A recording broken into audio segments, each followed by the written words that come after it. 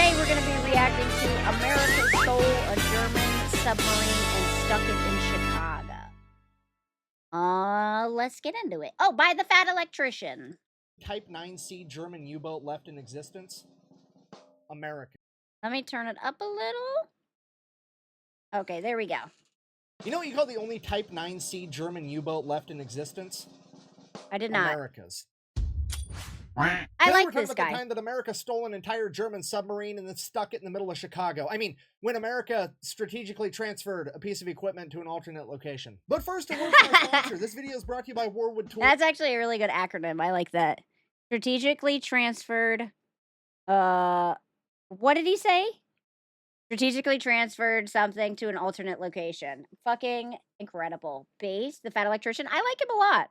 A family-owned business that for over 160 years has been making sledgehammers and axes right out of West Virginia using American 1060 high-carbon steel, and to this day they still make all their tools using World War II era drop hammer forging. So if you want some tools that are going to outlast you, I would recommend Warwood Tools, and I'll have them linked in the description down below. learned when that is. Okay, important context in case you don't know. During World War II, American supply lines to the European theater were absolutely devastated by German U-boats, aka submarines. These German U-boats are credited with sinking over 2,700 American ships, totaling in over 14 million tons of American ships and supplies that were put at the bottom of the ocean. Because of this, America would form what is known as hunter-killer groups, task forces of American ships who were sent out, and their entire job was to hunt and destroy these enemy submarines. Because that's just how... Wait, how many ships did they destroy? 2,600? Jesus. That's so many. I can't believe we let it get that far. America gets we're down. very We don't touch my boat. Self-defense. We believe in self-offense. It's way more efficient. And that's pretty much all the context you need. So, April 4th, 1944, a hunter-killer group known as Task Force 22.3 would set out, engage, and destroy the German U-boat 515. Absolutely everything went according to plan. Nothing was out of the ordinary. They hit it with depth charges, critically wounding the submarine, forcing it to surface one last time to allow the crew to escape before the submarine would sink below the ocean waves forever. But it was... I always wondered how you would attack a submarine. The Pacific Ocean is littered with Japanese shipwrecks. There's probably so many shipwrecks on the bottom of the ocean, and I've just never thought about it. But I always wondered how they got, like, I guess on sonar or radar, they find the ships, and then they shoot the missiles into the water. And then that makes them surface, and then they all come clamoring out. And then what, they get on the American boats? Or they just call for help?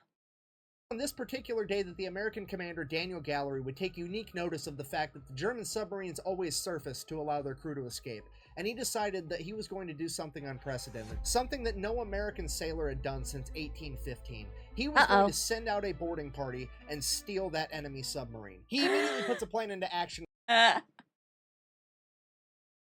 What is this, GTA? We're just out here stealing submarines now? He said they always rise and allow their crew off. And he's like, you know what would be really fun, guys? I'm gonna steal this bitch. It's like in GTA when you go and you steal a plane off of the airport strip. Assembling two separate boarding parties, each to be comprised of one officer and 8 enlisted men. And these 8 enlisted men are going to be the top 8 guys that you would absolutely want on hand to be able to address any problem that could arise with keeping this submarine from sinking to the ocean floor. People like the electrician, the machinist, the boatswain's mate, the torpedo technician. Oh, and the photographer. Yeah. Yeah, you need the photographer. Wow, that's a great shot. GTA, motherfucker. Sonar, other listening devices, and visual searches to find U-boats. Okay, so that's how they do it. Okay, so it was sonar. I don't really know the difference between sonar and radar. Sonar's underwater, I assume. Okay. I mean, that far out to see your 3 options are surrender, off yourself, or hope your homies are close enough to intervene. Well, a 4th option, steal it. One of the 8 people going on the extremely dangerous and important mission is going to be a photographer. Was this important? You know, picture it didn't happen, right? America's about to do some gangster shit. You best believe we're going to designate somebody to stand in the corner with the camera and yell "World Star" while we do it. June 1st, 1944. That electrician's so base. I loved World Star. I love that anytime it's like, America's about to do something unprecedented, I go, oh, here we go. Here we go. Yep, radar is through the air, sonar is through water. Okay, all right, thank you. Task Force 22.3 receives intel that there is an enemy submarine operating off the coast of Africa. That submarine would turn out to be U-Boat 505, and they would head to it immediately. And this poor U-boat has absolutely no idea what's coming for it, because at this point in time, this task force is comprised of the flagship and escort carrier, the USS Guadalcanal, as well as 5 destroyer escorts. The USS Pope, the Pillsbury, the Jinx, the Shadowland, and the Flaherty. And if you don't know what a destroyer escort is, at this point in time, it is a ship that has one job and one job only, and that is to fuck up enemy submarines. Okay, this hunter-killer group is rolling up on this U-boat like Debo on a beach cruiser. Real quick, I like that they're called the hunter-killer group. Traditionally, it would be like hunter-gatherer. It's hunter-killer. That's just 2 of the same words, just different context. Or secret option 4, sharkies. Radar is light, sonar is sound, radar is light, sonar is sound, the medium isn't important, really. Oh, okay. Somebody's about to have a bad day, and it's probably not going to be them.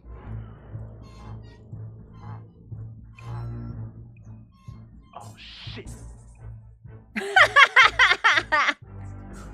It's Debo! June 4th, 1944, after 3 days of chasing down this U-boat, they would finally catch up to it, and the USS Guadalcanal would immediately scramble 2 Grumman F-4F Wildcat fighters as the rest of the destroyer escorts made their way towards the submarine. U-boat 505 was already submerged. That's an awesome shot. But the Grumman F-4F Wildcat pilots are able to see the long, dark shadow of the submarine underneath the water because it's broad daylight. And once they confirm that it is in fact an enemy submarine, the destroyer escorts begin loading their hedgehogs to fire upon it. If you don't know what a hedgehog is, it is the most feared anti-submarine weapon in all of World War II. It is like a fully automatic mortar capable of firing over a wide area. Once these mortars hit the water, they can plunge into the depths of the ocean at 33 feet per second. And as soon as they make impact with anything, they will explode and destroy it. The hedgehogs would detonate 33 feet per second. Shit, you ain't outrunning that. Double the kill. Wow, the hedgehogs are cool. That just looked cool, though.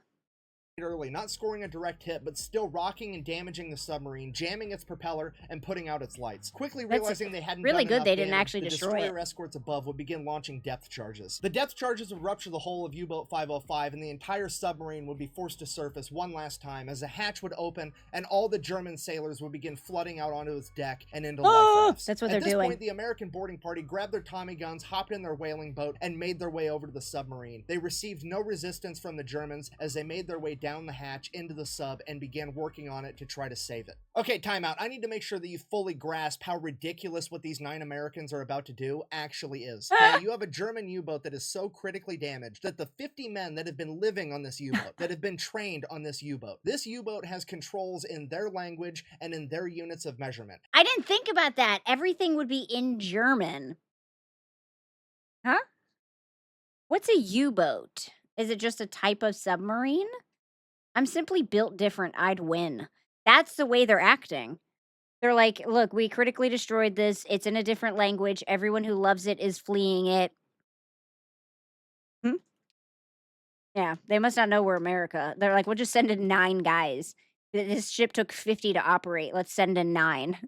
And they have decided cumulatively that, hey, this thing is so damaged that underwater boat for our lives. And then while they were evacuating, they would also place scuttling charges, which are large explosive devices that detonate, ensuring that the ship sinks so that America can't retrieve it. So not only is the situation so bad that 50 of them can't fix it, but they made the situation worse on their way out. And you now have 9 Americans, one of which is a fucking camera guy, going in there to do what they couldn't. Camera guy never gets hurt, though. This mission is seemingly impossible and borderline insane, but they do it anyways because America. So they get inside the sub and begin going to work immediately. The torpedo technicians and ordnance officers begin defusing scuttling charges as the electricians go to work at trying to get the bilge pumps back up and running to pump water out of the submarine. And the damage control men and the machinists begin working on plugging holes and getting the motor back up and running. And while all of this is going on, the officer in charge of the American boarding party, Lieutenant Albert David, notices that the submarine is sinking so fast that there is now water pouring into the open hatch on top. And it is at this moment that he has to make a split decision. He either has to get his men out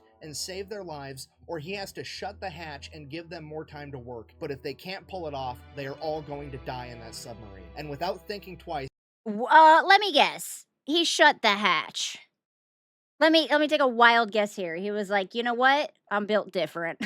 He closes the hatch. A few I minutes know later, it. the second boarding party would board U-boat 505, and they would attempt to open the hatch to get inside the submarine and help. But the sinking submarine had created such a powerful vacuum that it was impossible. So they did the next best thing. They got a tow line, tied the U-boat 505 to the USS Guadalcanal, as the USS That's my boat Guadalcanal now. began towing the now sinking U-boat. Feeling that they were now moving, the Americans on the Meanwhile, there's a boat of German people out here just hanging out. Sup, Tippy?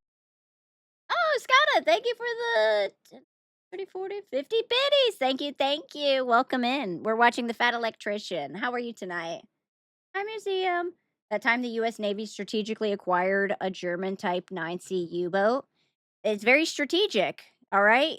They did this very much on purpose. I like that they just hooked a tow line and said, bye, while the Germans are out there like, wait. inside had an ingenious idea. You see, the U-boat didn't have enough power for anything but lights. They were running entirely on batteries. The reason they didn't have power is because the propeller was jammed, and the propeller was jammed because they couldn't get the motor going again. So what they did was they disconnected the drive shaft between the motor and the propeller, allowing the propeller to free spin in the current of the USS Guadalcanal as Smart. it's being towed. This would turn the alternator, generating power and giving the U-boat enough power to activate its bilge pumps and begin pumping water out of it. I cannot stress to you enough how fucking genius this was to do. This saved all of their lives for sure, and to be able to have the knowledge and wisdom to come up with a solution like that while you're actively fucking dying in a tin can under the ocean is incredible. So I'm going to ask a question that might be dumb. How do the submarines get in fresh oxygen? I'm assuming they have some sort of machine? Because if it's underwater, all the pressure and everything, how do they do that? Tactically yoinked? Oh, patch days tomorrow and WoW, nice. The man he's talking about sounds like an absolute legend. Apparently he is. Pressurized gases take up far less space. So it has more oxygen in it because it's pressurized? Oh, they have enough to go down for a certain amount of time. Okay, so that's why they're saying it's, like, pressurized. They need to get all the water out and things like that so it has more space so that the oxygen will take up less space and they can use less of it. Okay. Okay, thank you. things are already looking up, but at a minimum, they have to get that hatch back open so that the first boarding crew can escape if they absolutely need to. So the second boarding crew, with their Tommy guns, proceeds to pluck one of the Germans out of their life raft and persuade him to activate the pressure valve, which is going to equalize the pressure inside and outside the sub, allowing them to open the hatch door. That happens. They tactically and the second acquired boarding a crew German gets man. inside and also gets to work. And all this is going on, and there's 50 Germans sitting out there in life rafts like, fuck. This is Like, what do you embarrassing. do in that situation? You've just been outclassed on every conceivable level. Like, in combat, they damaged your ship to the point that you couldn't fix it. So then you tried to rage quit and blow up your That's what exactly they're doing. Hi, Fission. Welcome in. own ship, and then they're like, I love the Fat I've Electrician. He's changed my great. mind. And then they went in there and made it so you couldn't even sink your own ship. At this point, the rest of the task force goes around plucking all the Germans out of their life rafts because they are now prisoners of war, as Commander Gallery comes to the conclusion, fuck it, we're just gonna have to tow this sinking submarine while it's actively sinking all the way to the nearest American port, and we're just gonna have sailors in there working 24/7 around the clock to try to keep it above the waterline. Not a terrible plan, but the only problem is they're like 150 miles off the coast of Africa. They sometimes the United States does some pulls a crazy RNG. What? Why is it? And the funny thing is, it's like I have to do this. No, you didn't. You did not. You did not need that boat. It was not part of your orders. You just wanted it. Like I want your boat. Yeah, he's like, I think we're capable. We're gonna take that goddamn boat. All the unscrubbed boys are fantastic. Another electrician video that I would strongly recommend is the one on Cassius Marcellius Clay. Will you link it in the Discord in the Media Monday sections? And the nearest American port is 2,500 miles away, and if that wasn't bad enough, it's in fucking Bermuda, you know, where the whole triangle thing is. I mean, the disrespect with this is absolutely palpable. Could you imagine being one of these Germans sitting there like, not only are you not allowed to sink your own ship, you're not even allowed to rage quit. The Americans come in, steal your shit, and now they're gonna joyride it through the Bermuda Triangle and not even lose it just to flex on you like that? It's ridiculous. I told you, it's So my they get boat now. everything buttoned up and they get underway, heading headed out to Bermuda. At which point, a couple days later, the commander of the German submarine wakes up in the infirmary on the USS Guadalcanal. Apparently, he had been hit in the head and lost consciousness for a number of days. At which point, Commander Gallery comes down to have a conversation with him, and he's like, hey, here's the deal. We stole your sub. We're towing it to the Bermuda Triangle for a joyride. It's gonna be great. The German commander absolutely refuses to believe him. He's like, that's not possible. That's not possible. I told everyone to sink our ship. And he's like, haha, joke's on you. Our ship now. You watch the video about D-Day from him? This is actually this is only the second Fat Electrician video I've ever seen. The first one I watched was, oh, when they took out half of Iran's navy in a single day, or in 8 hours or something like that. 50 dudes, they weren't able to save that sub. We scuttled it on the way out for insurance. There's no way that you managed to keep that sub from sinking. At which point, Commander Gallery is like, oh, well, here's all the shit from your office that's distinctly not waterlogged. Also, if you look out the window, we're towing your submarine behind us right now. At which point, the German officer completely loses his shit. The commander of the U.S. ship was just like, oh, yeah, we can't do that. Turn around and look, my guy. What's that? Your ship. That's what I thought. He starts crying. He's completely inconsolable. Me riding on my new He's like, U-boat. when my chain of command finds out that this happened, they're going to torture me, and then they're going to kill me. Or the other way around. I don't know. This is absolutely terrible. But Commander Gallery, being the cool guy that he is, he's like, hey, doesn't buddy, maritime pal, law friend, say he you're owns gonna that sit boat? in a nice POW camp for the duration of the war. We're going to win, and by the time you get to go back home, you're not going to have a chain of command, and all of your leadership infrastructure is going to be completely dismantled. I wouldn't worry about it. Didn't really make him feel better, but I thought it was funny. Now, so they're still making their way towards that big triangle. Basically, he basically told him, Neuro, thank you for the follow. Yeah, our proportional response. Dude, all we do is proportional responses. There was no reason to take this boat. And the captain literally told the German guy and said, look, you're a prisoner of war now. And by the time you get out of being a prisoner of war, there ain't even going to be a war, my guy. Don't worry about it. You're fine. Cash Clay has been added to the Discord. Thank you so much. Yeah, I'll react to that one next. Picket Museum, thank you for the follow. Thing, but pulling this submarine and keeping it from taking on water is a constant struggle, and it's starting to look like they're not going to be able to keep enough water out of this submarine long enough to get it all the way to Bermuda. So they start interviewing Germans, trying to find one with technical knowledge that would be willing to help them keep it afloat. And that is when they come across a young German sailor by the name of Felix Ewald, and he would inform them that not only is he not German, he's definitely not a Nazi, and he's certainly not a fan. He was conscripted when the Nazis invaded Poland, and he was basically being forced to be there, and that if America wanted help, he was happy to do so. So Whoa, they freaking lucked out. They were trying to figure out a way to save this boat, so they interviewed all of the German technicians, and were like, will you help us? Will you help us? And it's like, no, no, no. And then they come across one guy, and he's like, by the way, I'm not German. I don't even want to be here. What do you need? What do you need, my guy? I'll walk you through it. I didn't even want to join. You get me the flip out of here, I'll save your boat. immediately go to work helping the Americans keep the submarine afloat the entire time as they traveled back to Bermuda. As the remaining German POWs began asking questions, what happened to Felix? What happened to Ewald? Where is Ewald? And they began looking for him every chance they got, searching everywhere they could find him. The Americans had told him that they killed him, but they didn't believe it because they knew he was Polish too. So they just kept looking and looking, scanning everywhere. And this would be the inspiration for the childhood book, Where's Waldo? I'm just kidding. I made that part up. Oh my God, I thought he was Felix, serious. They managed to tow this submarine all the way to Bermuda. They get it fixed up. So they were like, where's Felix? And they're like, and the Americans are like, I don't know. And Felix is meanwhile on the boat, like, please don't tell me where, please don't tell them where I am. Little blushy face. Ooh, I don't know.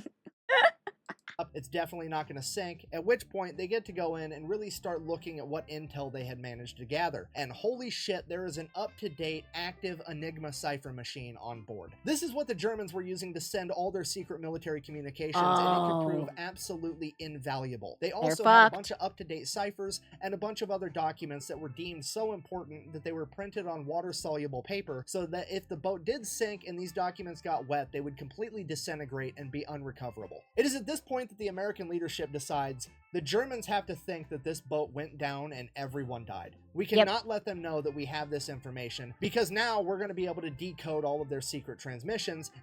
So, basically, they found a decoder, and they found all of the codes written on paper that was supposed to disintegrate the moment it touched water, but because they got the bilges working, all of the papers were fine, and now they can decode all of the German code. Holy crap. What a that that captain was walking around like his shit don't stink. He's like, "Yeah, that was me." Crazy RNG this guy has. and we don't want them to change the code. So they take U-Boat 505, they actually paint it to look like an American submarine, and then start referring to it as a USS Nemo, which if you don't know is Latin for no one. They then take all the German POWs Nemo. from U-Boat 505, send them to Louisiana, where they are going to be completely segregated from all the other POWs, so nobody knows who they are or where they came from. All the American sailors are then ordered to turn over all of the souvenirs that they gathered out of U-Boat 505 and to shut the fuck up about it, and as far as anyone Never on the talk about planet it needs again. to be concerned, this U-boat is at the bottom of the Atlantic Ocean, 150 miles off the coast of Africa. Nobody can know that we have this. But if those Germans weren't allowed to write home through the Red Cross, that's technically a Geneva Convention violation. But first of all, when you're on the winning side, those aren't actually rules, they're more like suggestions. The code is more what you call guidelines than actual rules. Secondly, let's just be honest here. If you were a POW in World War II and the worst thing that happened to you is you weren't allowed to write home while you were being well fed and treated with dignity, you came out on top. Alright, so somehow the United States manages to keep this thing a complete secret until May 7th, 1945, when Germany issues their unconditional surrender. And it is at this point that the smack talking can now commence, because now we are going to take this submarine. Now, what the moment Germany, like, what's it called? The moment Germany, surrendered, the US was like, "By the way, we have your boat. We've had your boat for over a year. We know all your code. We have your people." There is more to cracking Enigma, but it was a huge boom.